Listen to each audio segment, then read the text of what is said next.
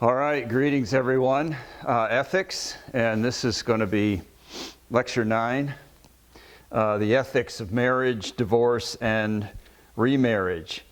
The ethics of marriage, divorce, and remarriage. So that's our topic today, and the emphasis is on the ethics, not particularly the theology or the biblical teaching on, although all of that's related as you'll hear.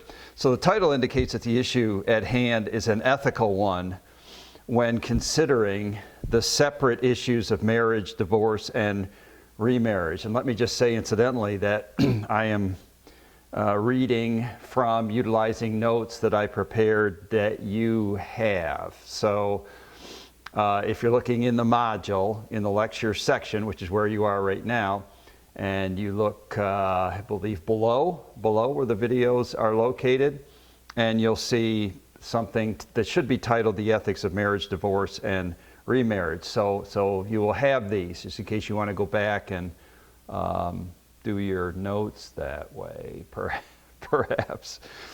So since this is an ethics course, it's appropriate that theses, subjects, that are separated by design be considered with a view to determining one's moral obligation. By moral obligation, then, is meant the determination of what is biblically obligatory for the contemporary Christian. So by contemporary, then, is meant modern day or present day, that is to say, current Christian. This is not to say that biblical norms have evolved or devolved during, that is due to varying and generational trends, social mores, and cultural distinctions among peoples for whom the Bible is authoritative or recognized to be authoritative. Rather, and since the class is taught within the 21st century American cultural context, it's important to affirm that the mandates of Scripture are applicable even today, and that ethical norms which transcend culturally bound moral principles endure and are to be universally upheld by the church. So I'm just going to probe this subject by referencing what I'll just call a couple of test cases. And so the first test case is cohabitation. So why universally upheld? So I just made this mention, and I'll just repeat it for the sake of context. Since this class is taught within the 21st century American cultural context, it's important to affirm that mandates of Scripture, whatever the Bible teaches and imposes upon us as normative, the imperative stuff that you must do, by which God designates certain rules to be normative, even for today, mandates of Scripture, which represent our ethical behavior, our morals, that those are embedded in Scripture centuries ago, if not millennia, as far as the Old Testament and the moral law, that these are even applicable today. And we'd have to say, well, how so, and in what specific context? That ethical norms which transcend culturally bound principles, which simply means social constructs, recent social mores, opinions, preferences, and all of those things. But now we find that there are ethical norms as dictated by Scripture that transcend whatever our parents or grandparents or past generations, and such, and even projecting into the future. They transcend those. In other words, they're still relevant. So we say that they're universally upheld by the church. So then we ask the question with regard to, let's just say, cohabitation. So cohabitation would be a somewhat recent, but I don't mean recent within the last 2-3 years or 10 years, but within the last several decades, right? Cohabitation is a more recent social construct. I say that to mean something like a moral construct, something that is put out there as being either prohibited or permissible. It's an ethical decision. So the universality then of Scripture comes into play here. Because we have to say, well, here's something that's relatively new, but then what does the Bible say, even going back centuries and millennia, to uphold something that has an ethical norm that is still in vogue, regardless of what societies say after the fact. So the church, that is, the church is a body politic, the church standing as a unified transcultural movement, Christians in China, Christians in Japan, Christians in Africa, Christians in North America, is a witness to a fallen world, that is with regard to our moral behavior, upholding the tenets of Scripture, which is to say, living a godly life.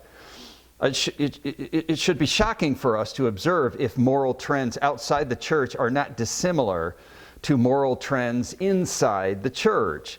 So I'll say it again, it should be shocking to us. So is this the case with the institution of marriage, for example?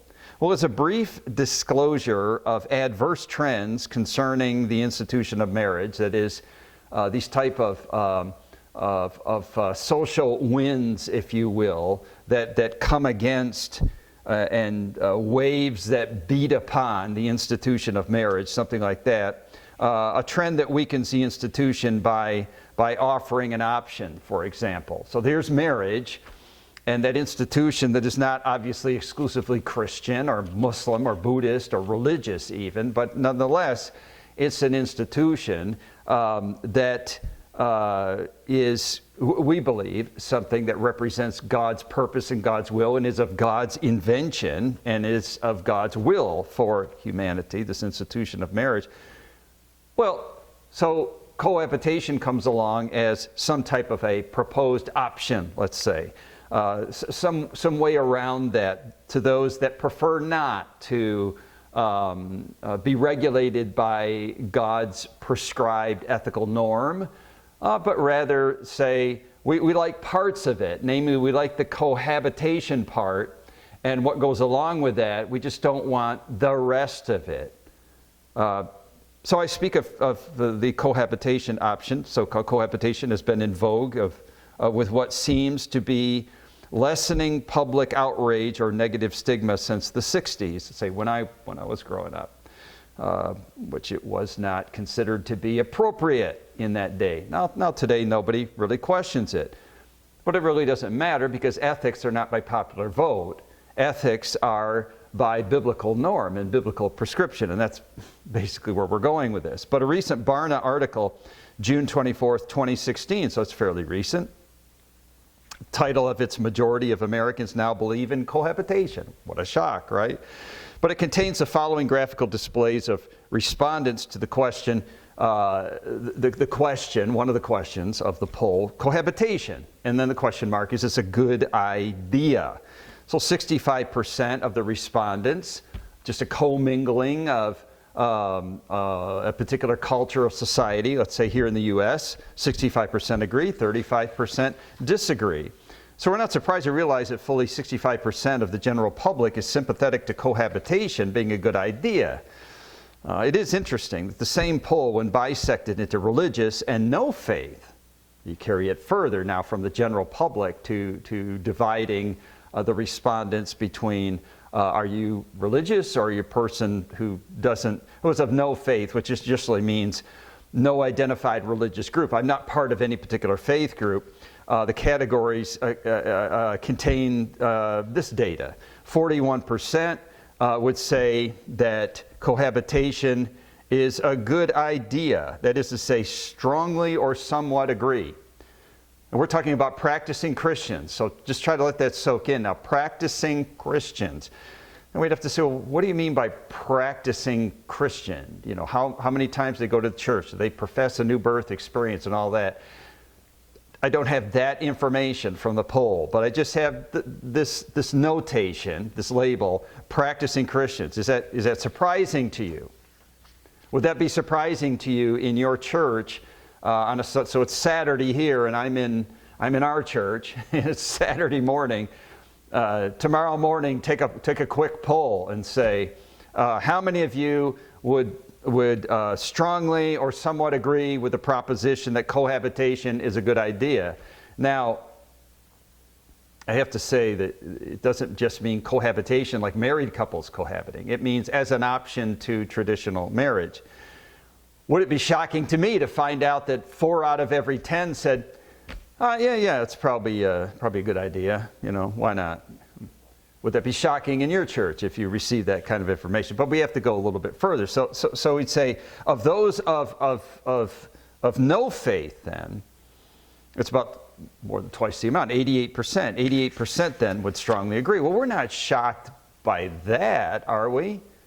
As a matter of fact, that I might even be shocked that it's a high figure. I would still think that somewhat in our post-Christian society that there may still be some vestige of a former Christian influence that would linger on, some vestige, some remaining element of our former Christian ethical and moral conditioning, maybe. Just the context of cultural conditioning by the fact that there were all these Christians in this nation, and now the kids of those Christians certainly must have grown up with a sense of propriety about marriage versus living together, as we would have called it commonly. So this is 2016, and I'm thinking, wow, 88% even of those with no faith. And that's an increasing amount, by the way. People that are not identified. We're going to see that in a moment. So consider the fact that 41% of practicing Christians, not nominal Christians, or Christians in name only, lean in favor of cohabitation being a good idea. Perhaps the emphasis needs to be on good rather than idea here, since the term is used to assign moral value. Every time you say something is good, you are assigning moral value to that, whatever that is, a decision, some behavior that you've observed. Not always, Well, even in the sense, I guess, maybe it is. Because even in the sense that you say, well, that's a good idea, well, then you're saying that that idea, even though it has not necessarily been converted into behavior, maybe it has, is good. Yes, you're attaching moral value to that. So you want to be careful every time you just quickly just assign good or goodness to something. So should we infer that 41% of practicing Christians are merely okay with cohabitation, or more strongly endorse cohabitation, or find that they have no moral objection to cohabitation? Well, perhaps it's time to be more explicit in meaning. So the reference to the more amenable term cohabitation includes a potential for, if not the permissibility of, or even the probability for sexual relations outside the institution of marriage. After all, just two people sharing a space, what are we saying then? That what is wrong or inappropriate by that is the fact that there will be the appearance of sin, the appearance of evil. People will say by doing that, and they're saying, well, but there's no sexual relations going on. We're in separate areas and something like that.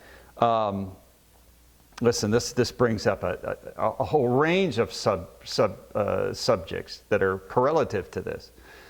For example, now if you want to be above reproach, beyond all appearances of evil, just a man and a woman, even though they're not cohabitating, but if I give a woman who's, you're going to think I'm a prude with what I'm about to say, but if I give a woman, even if it's a coworker or something, a ride somewhere in my car, and this is not my wife, people that know me only see what? They only see me and some other woman who's not my wife, and leads to all types of speculation. And now in the state of New York, we have a governor who's being accused by at least 10 women of all different ranges of behavior. Certainly, not one of them not being he gave a ride to somebody. But you know how the rumor mill goes and the gossip mill. This is why it's so important that you stay above reproach, so that if you're speaking with someone, talking to someone, so that when you're accused, it'll be so ridiculous of an accusation because there's absolutely no evidence to support it. But imagine if someone makes some off claim about me because they want to destroy my reputation, but then people will say, well, I don't know, I saw him with a woman, driving, even though it might have been my 40-year-old daughter, and they didn't know. So I don't want to go too far afield with this, but I'm just saying that the inference of cohabitation would include the sexual component, and that's really what we're talking about here. Not just is it a good idea in terms of, well, two people can live cheaper than others, you can share bills and expenses and utilities and rent and things like that. And so it's this latter element seems to align with the data pulled in the survey. For example, when asked for reasons, they say, well, how do I know? How can I just infer that? Okay, hang on, because within the same polling data, when asked to justify why cohabitation is good, why is it good? Or if you prefer, a good idea, note the ranking of the following reasons cited by participants. So you say, well, they're just talking about cheaper rent, right? But that's only 5%. 5% said that. Well, it's convenient, it's practical. Let's say we both work at the same place and something, instead of, all this other expense of transportation and whatever, so that's 9%. 84%, 84% say it's to test compatibility. In other words, these are folks that have marriage in their radar, in view, marriage in view, and are thinking, well, maybe we should try it out. We should try it out for a while and just see. And you're talking more than just whether we can get along, whether we're compatible per se within the sense of emotionally compatible and whatever. This is in terms of fulfilling needs, whether they're physical needs, emotional needs, and financial and things of that nature. So test compatibility ranks so high as to render the other responses statistically irrelevant to the survey. So how to render this fairly?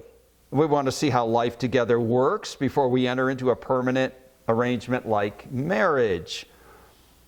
Or, well, what might be included in living like you're married, right? So that's to test compatibility. Let's see, if we're going to kick the tires on potential marriage, then we'd have to say, let's try out what life would be like if we were married. And certainly you get it. You really enough said. It's hardly anything more than a prima facie case, not even a case, just an example of a trend to indicate by one single datum,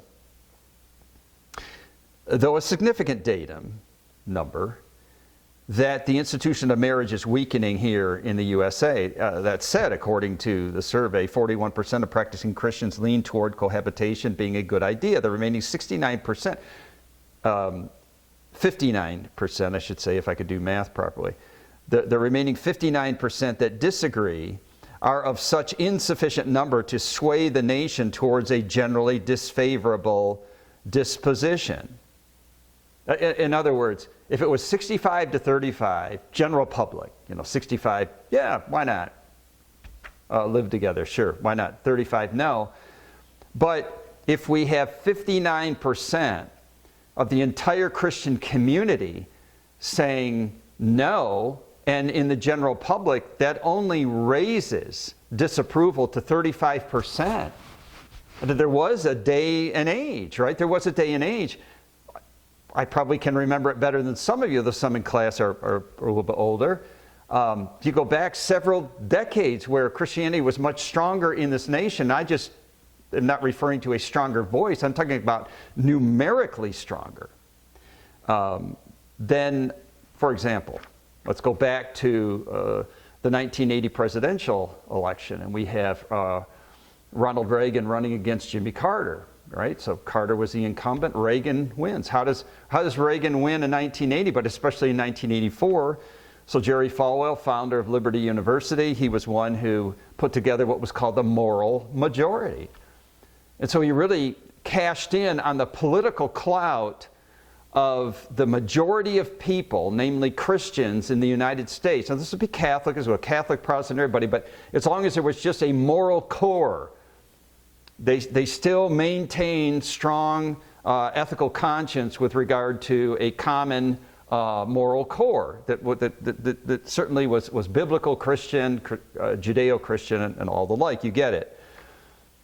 And there was such a majority that it influenced that election and swept Ronald Reagan into office by a landslide. You wonder, why isn't that happening today? It's because Christians do not unite, number one, and if they do, they are not in sufficient number. They really aren't. Regardless of how many megachurch services you see on TV, you know, if you totaled up all of those megachurches of 30,000, 50,000 members, right? You total them all up in the United States, they will amount to about 8% of all churches. 8% of all Christians. 8% of all Christians. That means the majority of Christians, 80% of all Christians, are in congregations of 60 to 80 members. So I think we are, I don't want to say deluded or delusional, but we are somewhat neglectful of paying attention to the trends. And one of the trends is the number of Christians. You know, so I placed in this little, set of notes that I wrote. You know, so I've placed this in Pew Forum 2019 report. It's not old. 2019 report. In U.S., decline of Christianity continues at rapid pace. That this isn't some left-wing, progressive, social justice warrior type of outfit that just wants to make Christianity look bad. Pew Research Forum, like Barna Research, but Pew Research Forum does a lot of deep dive into religious trends in the United States in an incredibly detailed and technical way. So you can go, I've given you the source, you can download this, take a look at it for yourself. I'm just basically giving you one chart out of this. It's just going to indicate that since 2007, just tracking from 2007 to 2019, there's a precipitous decline. So there's a cross-section of data sources in this poll.